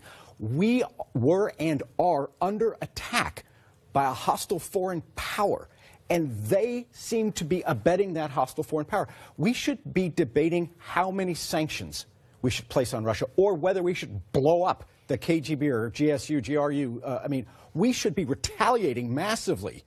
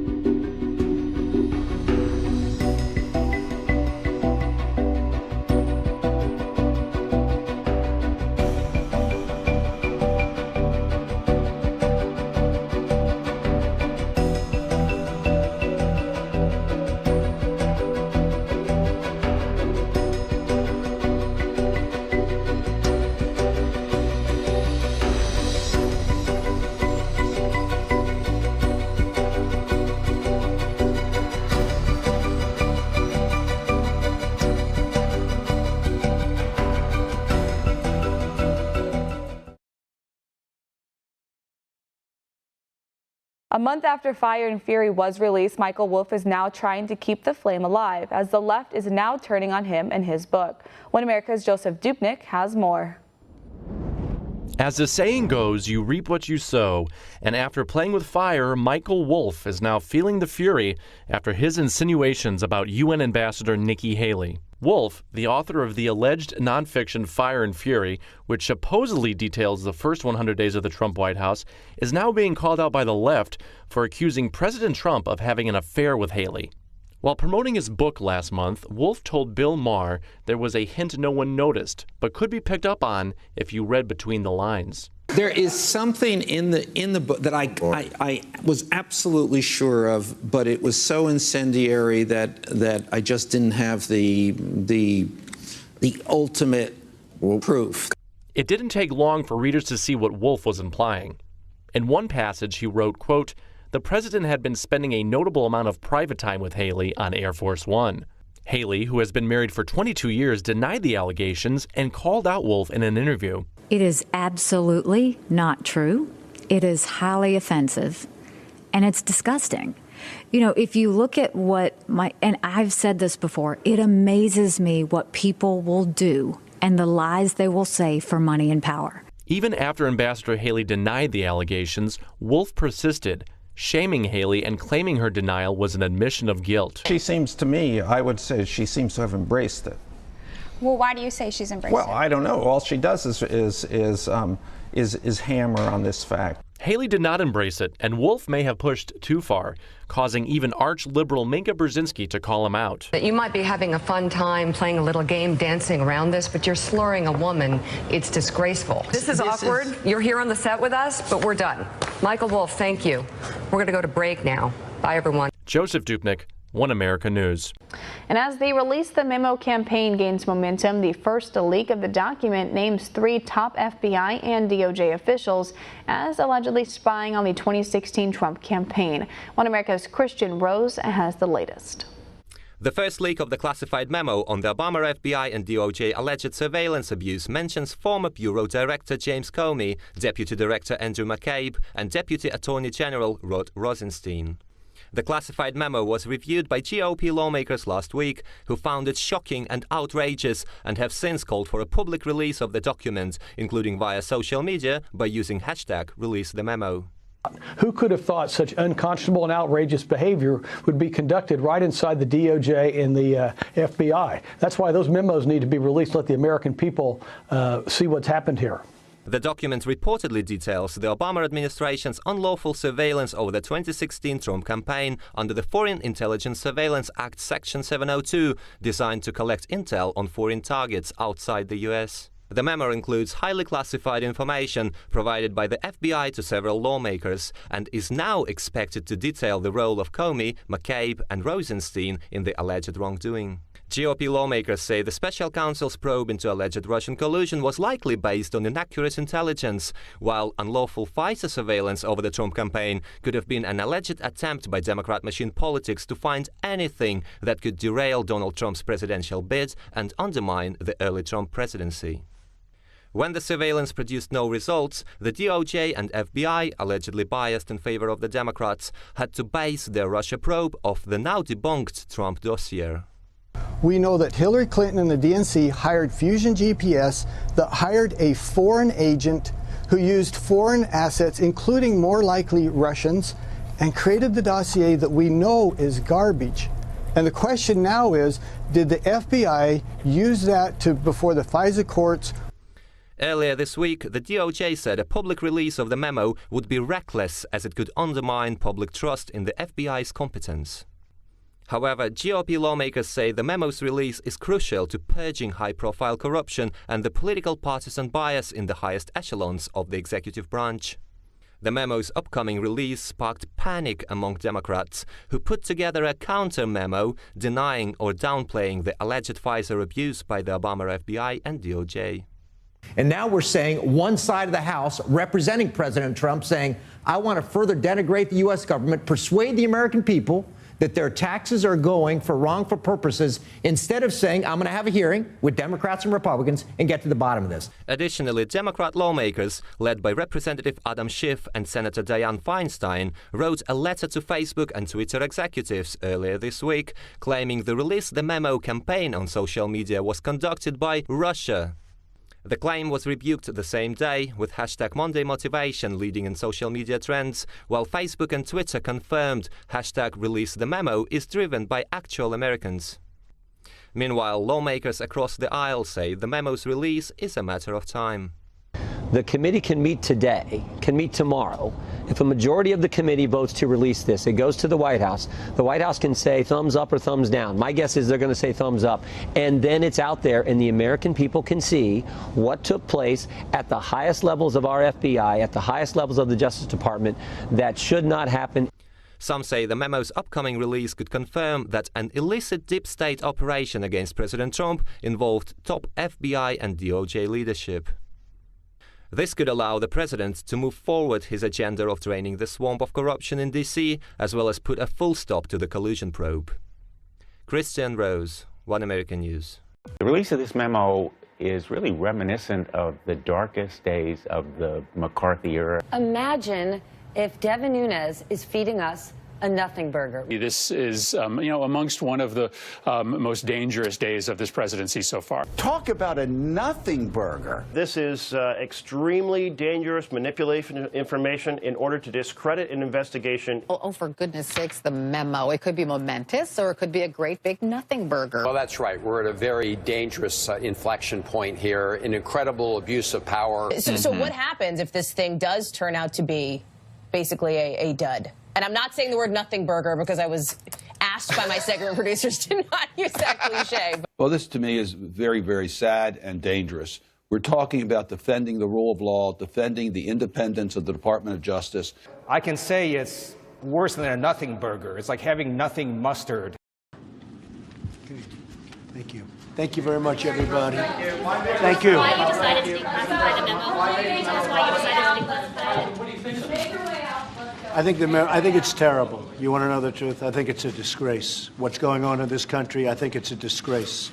The memo was sent to Congress. It was declassified. Congress will do whatever they're going to do. But I think it's a disgrace what's happening in our country. And when you look at that and you see that and so many other things, what's going on, a lot of people should be ashamed of themselves, and much worse than that. So I sent it over to Congress. They will do what they're going to do. Whatever they do is fine. It was declassified. And let's see what happens. But a lot of people should be ashamed. Thank you very much. Are you not concerned that the FBI doesn't want the memo out? Thank you very much. Does it make you more likely to fire Rosenstein? Do you still have confidence in him? You figure that one out. We haven't seen it yet, though.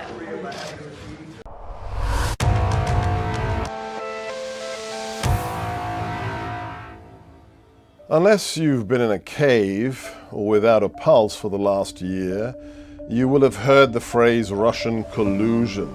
You will have heard phrases such as the dodgy dossier if you switch on the television, your social media feed, or open a newspaper. But what does it all mean? So many controversial statements and allegations and paradoxical news reporting and counter-arguments. Well, let me give you my perspective as somebody who worked in the White House as a deputy assistant to President Trump and help untangle the latest reports coming out of Congress in Washington about what all of this means. Number one, let's remember, Russia mucking around in other people's democratic elections isn't a new phenomenon. In fact, you can say they've been doing it for 100 years, since the Russian Revolution of 1917 that created the Soviet Union. That's what they do. And let's not forget that the current president of Russia is a former KGB colonel, and the KGB is exactly the organ that would have been doing that. So to say this is a new phenomena is, of course, ridiculous. But were Russian agents in trench coats really stuffing voting ballots into ballot boxes across America? Of course not. What do we know? We know that a former MI6 intelligence officer, Christopher Steele, was paid a lot of money to compile an opposition research dossier on candidate Donald Trump, full of salacious stories you'd find in a penny dreadful novel, stories that we now know actually came from Russian government assets, disinformation stories that were used by the Democrats to undermine candidate Donald Trump. This was so important to them that Hillary Clinton and the Democrat Party paid more than $12 million for that dossier. Not bad work if you can get it. But that's not where the story ends. The federal government later used the same dossier and actually paid money to Christopher Steele, allegedly just for expenses, but that's enough. And that completely fabricated set of allegations was used in a secret court, the FISA court, the Foreign Intelligence Surveillance Act court, to obtain warrants against the members of the Trump campaign, Carter Page and others, meaning the federal government under President Obama used Russian disinformation to spy on members of an opposition candidate, Republican Party candidate Donald Trump, during an election year. What else do we know? Perhaps most damning of all, and we'll find out a lot more after the congressional decision to release a memo on all that the Congress has found about the exploitation and perversion of the American intelligence community. That file was used by James Comey. He briefed the new president, President Trump, on the allegations. And after that meeting, he leaked that briefing to his friends in the media. And that leak of that meeting was used to create the Office of Special Prosecutor or Special Counsel, another former FBI director, Robert Mueller, to look into these fake Russia collusion allegations. And for a year, we found nothing.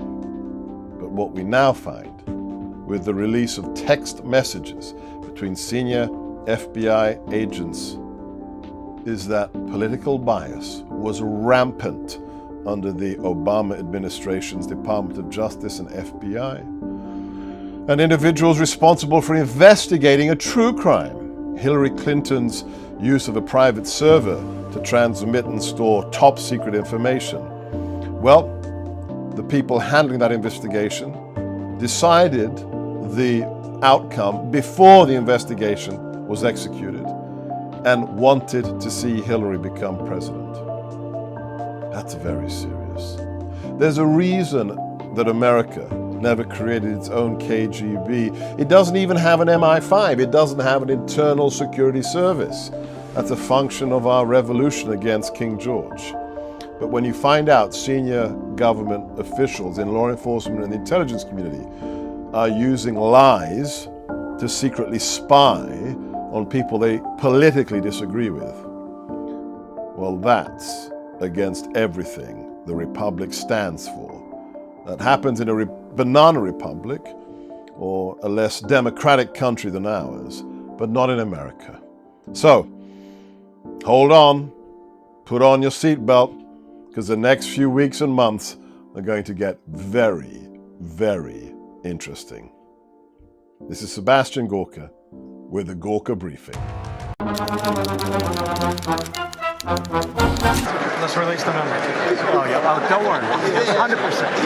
Can you imagine that? Yes, sir. President Trump released the memo saying that a lot of people should be ashamed of themselves. After unyielding interference by the Democrats, the 4-page Nunes memo detailing FISA abuse involving the FBI's witch hunt of President Donald Trump has been released. The Washington Examiner breaks down the details, reporting the Steele dossier formed an essential part of the initial and all 3 renewal FISA applications against Carter Page. Andrew McCabe confirmed that no FISA warrant would have been sought from the FISA court without the Steele dossier information.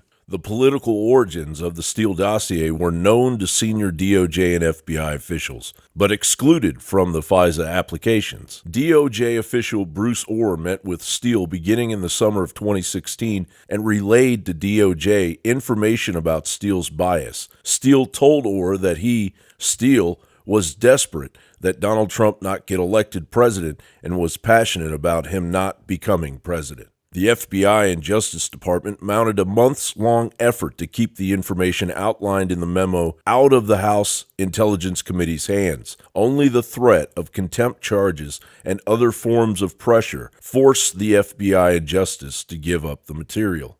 Former FBI Director James Comey referred to the investigators of the memo as weasels and liars in a tweet last night.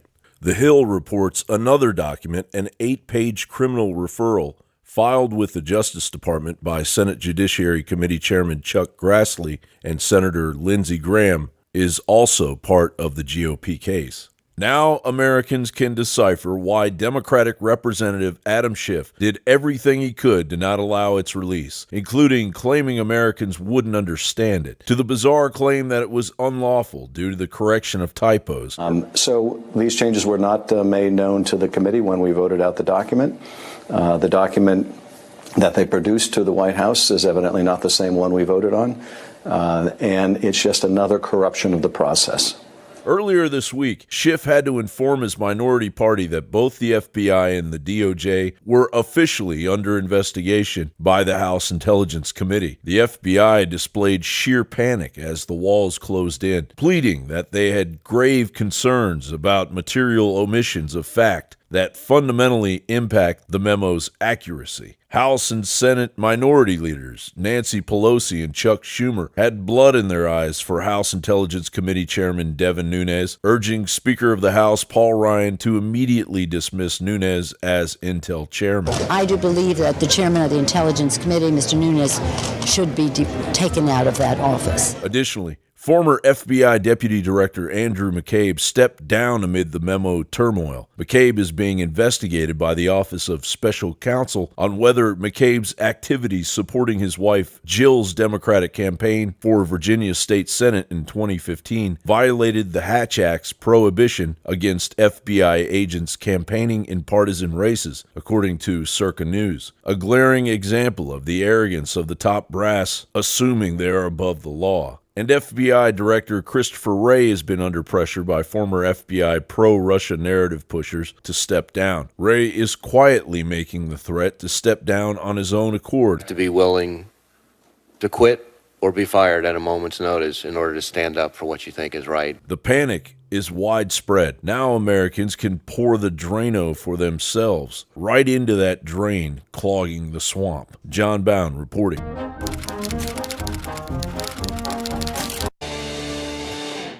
Good evening and welcome to Tucker Carlson Tonight. After weeks of hype and innuendo and threats and a lot of hysterics, we finally have the House Intelligence Committee memo in hand tonight. We're going to spend the next hour telling you about it, what's in it, what it means, what it tells us about how our leaders govern when we're not watching them. If you're a regular viewer, you know we rarely spend an entire show on a single topic. We think this is worth it. There's been so much lying about this memo by partisans in Congress and hyenas in the press that its lessons are at risk of being drowned out and lost. We think truth is the antidote to that. So to begin with, what does the memo actually say? Well, as it turns out, it's not primarily about Donald Trump or even about the broader Russia investigation. The memo is really the story of a semi-obscure Trump campaign volunteer called Carter Page, who back in 2016 was identified by the Obama administration as a secret agent of the Putin government. 4 times, FBI officials went to a federal surveillance court and argued they had probable cause to believe that Carter Page was working with Russian spies. He was an agent of a foreign government. 3 times, FBI Director Jim Comey personally signed off on this claim. Deputy Director Andrew McCabe and Deputy Attorney General Rod Rosenstein put their names to it as well. So why were all of these officials so certain that Page, who was a Naval Academy graduate who has no criminal record, was betraying his country? Because we now know they were relying on the Trump dossier. That's the still unverified opposition research dump paid for by the RNC and the Hillary campaign and compiled by a British spy called Christopher Steele. The Trump dossier made spying on Carter Page possible. How are we sure of that? Because Andrew McCabe of the FBI said so behind closed doors under oath to Congress just this past December. Now, Democrats are now furiously denying that in anonymous leaks to sympathetic reporters, but it's obviously true. In a minute, we'll talk to a member of Congress who was in the room when McCabe said it. But ask yourself, if the FBI had powerful additional evidence that Page was a Russian spy, why did they include the dossier in their request at all? Indeed, why did they lead with it? The Trump dossier allowed our government to spy on Carter Page. That is not a talking point, it is a fact. And given that it's a fact, it is remarkable to learn that the FBI knew at the time that the dossier was unreliable, to put it charitably. An independent FBI unit analyzed that document and found its claims, quote, only minimally corroborated. The FBI also knew that the dossier's author, Christopher Steele, was an inflamed partisan working on behalf of political operatives trying to win a presidential race, you'll remember. Steele actually told DOJ employee Bruce Orr that he was, quote, desperate that Donald Trump not get elected and was passionate about him not being president. So assessing all of this, no rational person could in good faith treat the Trump dossier as fact.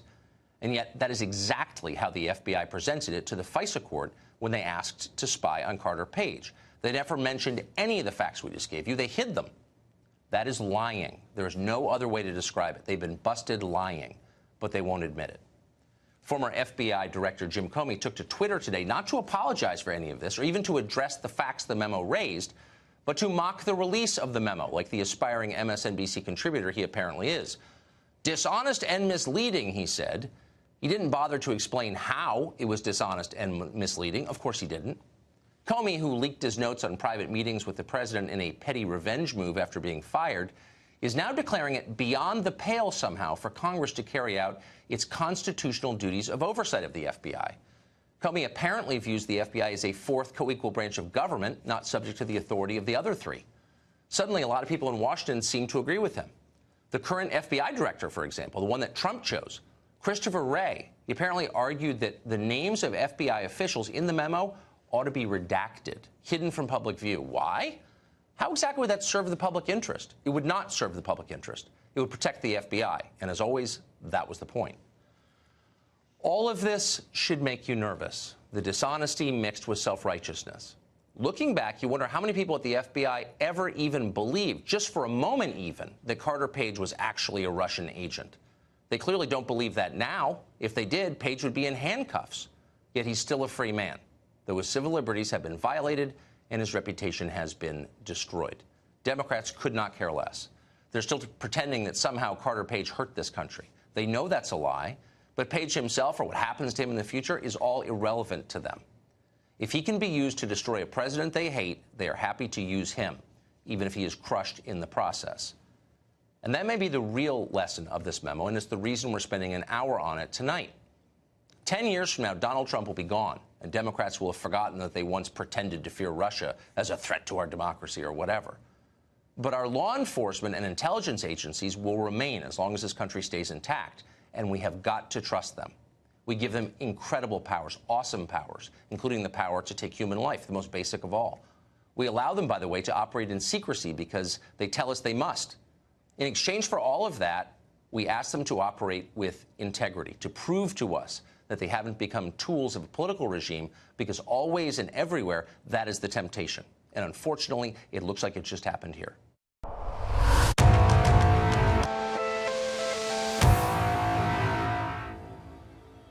The Obama administration illegally acquired a warrant to secretly spy upon a U.S. citizen working for the Trump campaign. That's the essence of what we now know thanks to the release and declassification of the memo on what happened during the presidential campaign of 2016. What do you need to know? Remember three names: Rod Rosenstein, Andrew McCabe, and Bruce Orr. The facts are simple and very, very disturbing. During the presidential campaign, President Obama's Department of Justice and FBI went to the secret FISA court, the Foreign Intelligence Surveillance Act court, to acquire a warrant to spy on a U.S. national who was part of the Trump campaign. The justification for that warrant was a dossier compiled by Christopher Steele, a British former intelligence agent. The trouble is, that dossier at the time was known by the FBI and the DOJ to have been paid for by none other than the Democrat Party, Hillary Clinton's lawyer, meaning it was opposition research written for political purposes. Nevertheless, that fact was omitted from the warrant application, and Andrew McCabe, who until this Monday was Deputy Director of the FBI, signed off on that warrant, as did the current Deputy Attorney General of the Department of Justice, Rod Rosenstein. Even worse, based upon recent investigations, Bruce Orr, a very senior Department of Justice official and associate of Rod Rosenstein, knew at the time that the man who wrote the dossier, Christopher Steele, was, quote, desperate to make sure Donald Trump did not become president. That fact was also omitted from the application. Dear viewers, this is the tip of the iceberg and proves incontrovertibly that the Obama administration used the world's most powerful intelligence and law enforcement capabilities to politically and covertly attack their opponents. This is the beginning of the unraveling of Obamagate. Stay tuned to Rebel TV and to this series of broadcasts. Thank you.